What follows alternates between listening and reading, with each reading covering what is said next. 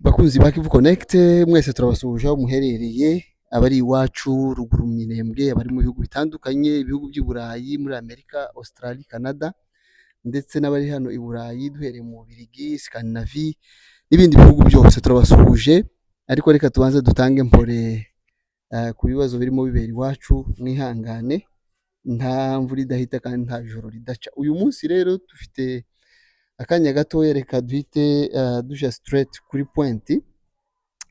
Turi hano i Buruseli, Tervuren niho twaje muri African Museum cyangwa muri musée bitiriye Afurika, Afrique Centrale, aho hari ibintu byinshi Ububiligi bukoloniza Congo bwazanye hano, ariko si cyo cyatuzanye, habereye conference. Turi kumwe rero na metere hano mzee Shoneri, reka abanza twibwire hanyuma tumubaze ibibazo bibiri bitatu nkuko yari umuintervena muri iyo conference. Ikaze mzee kuri Kivu Connect. Murakoze cyane kutwiyegereza kuri Kivu Connect. Ntabwo tumenyereye televiziyo nk'iyi, ariko turishimye kuba mu twiyegereje kugira ngo tugire icyo tuvuga mu byabaye kuri uyu munsi. Wakwibwira abantu abatakuzi n'abakuzi? Ndatekereza ko abantu benshi bakuzi, ariko wabwira abantu uriwe?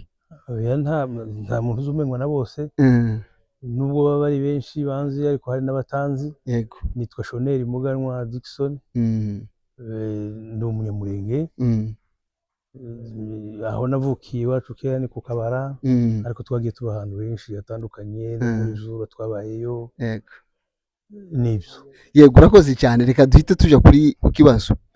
Uyu munsi harizihizwa hafi imyaka 66 Kongo ibonye ubwigenge. Uyu munsi iyi pano cyangwa iyi conference nibyo yagarutseho. Watunyuriramwe muri make icyatuzanye hano kugira ngo tuze kubaza kubyo wa exposeho. Murakoze cyane. Nk'uko bivuze, uyu munsi twaje kwibuka cyangwa se ko turegereza kwibuka imyaka 66 Kongo yacu ibonye independence, ariko ubwigenge. Ariko muri ico gihe cyose tukicicwa, tukigirirwa nabi. N'uyu munsi turiho turicwa henshi hatandukanye mu Minembwe cyane cyane. Uyu munsi twaje kugira ngo tugire icyo tuvuga muri conference yari iteguwe na ONG yitwa Justice et Paix. Twagerageje rero kugira icyo natwe tubivugaho ku bijyanye n'uko kugirirwa nabi kutarangira. Imyaka 66 ikaba irangiye twitwa ko turi mu bwigenge, kandi ubwigenge bisobanura ko twakagombye kuba turi mu mahoro, dutekereza n'iterambere ry'igihugu. Yego, hano turi muri iyi mize niho hari amateka yose ya Kongo, ikompuri n'amateka yacu y'abanyamurenge. Mu byagiye bivugwa hariya ni uko Ababiligi baje bagakuraho amasheferi y'abanyamurenge, cyane cyane nk'iya Kayira n'iya Gahutu, bakaziha abapfurero.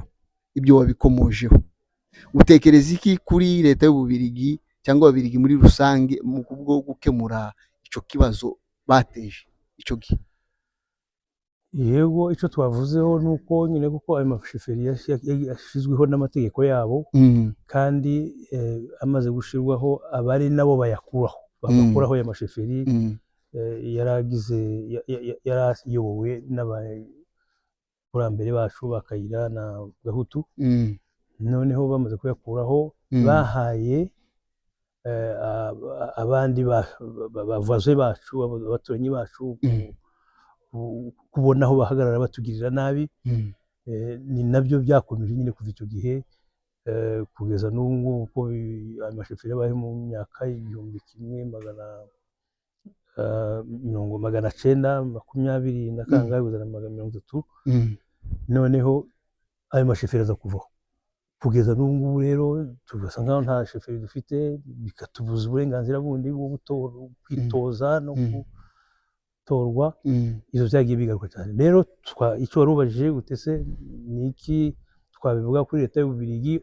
Leta y'Ububiligi niba yashizeho izo sheferi kandi nizo zikuyeho, tukumva ko ifite uruhare mu uko kugirirwa nabi kwacu, uruhare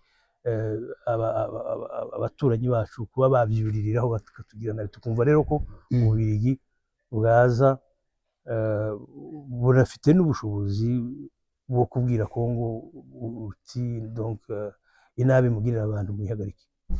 None nimba nkumvise neza Ububiligi icyo bwaza gukora ni uguca impaka bukavuga ati aba bantu mugirira nabi ni abakongomani kuko baje badusanga hariya muri Kongo, icyo nicyo baza gukora.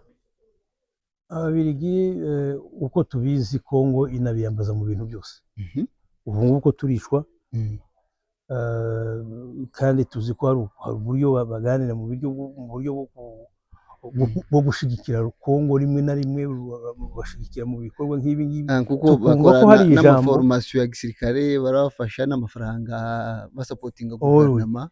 tukumva ko hari ijambo Ububiligi bufite bwabwira Kongo kuko buzi byose, buzi umuzi w'ikibazo aho wahereye ko ari bo, ndetse banatwitaga ko turi abahotoktone tutari abanyagihugu twavuye ahandi hirya no hino.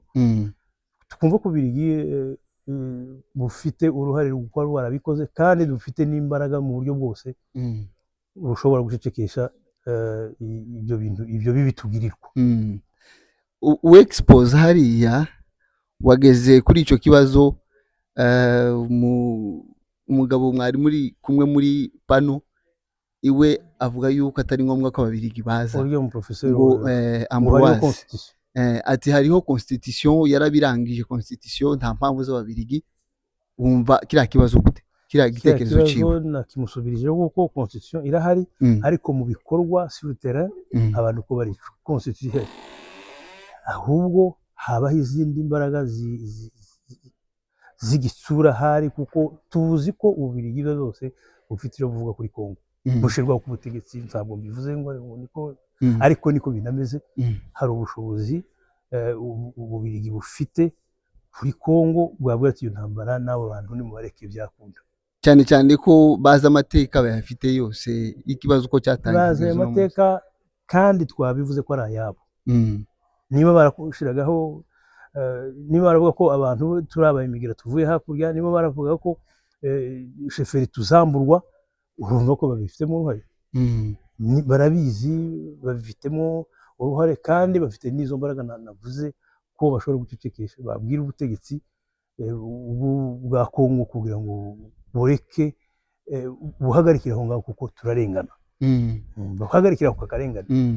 Uvuze kuri kiriya yavuze cya constitution, hariho amasorti mediatique y'abantu benshi baho bagenda bagaruka ku ihinduka rya constitution, ariyo projet nyine iri ku meza ishishikaje Perezida Kisegeti, ahubwo abanyamurenge n'abatutsi muri Kongo bakavuga ati noneho nanayihindura azahindura iyi article itwemerera ko turi aba autochtone, kubera ko bivuga ko Kongo kuvaho yabaho uwari uri muri Kongo wese ari umu autochtone. Utekereza iki kuri icyo kintu? Ntabwo gishobora kuza noneho kizashira ibintu rudubi? Noneho nyine urumva iyo constitution bakongomani bagenzi bacu bitwaza ngo hariho constitution ntitugira ikindi kintu tubaza Ababiligi bakaba ari bashira imbere kandi iriho ihinduka. Ni nk'ibintu by'imikino, kuko twaravuze ko hari abantu bo kwa perezida wabo bavuga bati n'icyo kintu n'ibyo bintu zo kuba ari abanyagihugu bizakurweho. Donc constitution yabo irahinduka uko bashaka, uko banashaka kugirira abantu nabi niko banayihindura. Nta mbaraga nyinshi tuha constitution ubwayo, twe turareba ubuzima bwacu. Hari umuntu wavuze, ntaguciye mu ijambo, hari umuntu wavuze ngo imeze nk'ibluze y'umugore ngo bashobora kongera ngo cyangwa bakagabanya. Niko bayifite, niko bayifashe, bamaze kuyihindura nk'ikintu bahindura uko bashaka nyine. Banayambara bayihindurije cyangwa bakayambara bayigabanyije. Nka rya bluze y'abadamu bashobora kongera cyangwa bakagabanya. Reka nkubaze ikibazo cya nyuma dusoza. Iwacu harimo haraterwa nyine mu Minembwe, hari ikibazo gikomeye, drone, blokisi izo mu ruhare n'ingabo za leta n'abambari babo abazalendo n'abarundi. Ubu ngubu wabwira iki abantu bari iwacu, twebwe turi muri diaspora, ibyo dushoboye ni ibi turimo dukora. Wabwira iki abantu bari iwacu, mbese nk'ijambo ry'ihumure ku bibazo barimo bacamo muri iki gihe dusoza? icya mbere ntaragira n'ikindi babwira ni uko mbashimira. Ndabashimira kuba bagihagaze ku butaka bwacu twavukiyeho, bwacu twahawe itegeko n'abo bazungu kuko babudusanzeho. Ndabashimira ko batabuvuyeho, ndabashimira ko babaye intwari bose bahari. Ikindi nta n'ikindi nakongeraho nicyo kongera kubabwira ngo nibakomere, ibikorwa umuntu wese ahari akore ibyatuma abashigikira ubuvugizi, ubundi bushobozi bwose, nabo bakomere. Abantu iyo bari hose bakwiriye ku isi bakore ibishobora kubafasha kugira ngo iyo ntambara izarangire. Naho ubundi kuva ku butaka bwawe iwanyu biba ari ugutakaza uburenganzira bwa mbere umuntu navuga afite kuri iyi si. Ni ugukomera, ni ugushikama, n'abandi bose aho bari bagahuriza imbaraga hamwe kugira ngo babashigikire. Sawa, urakoze muzee, reka tugushimire cyane. Mwakoze cyane. Sawa.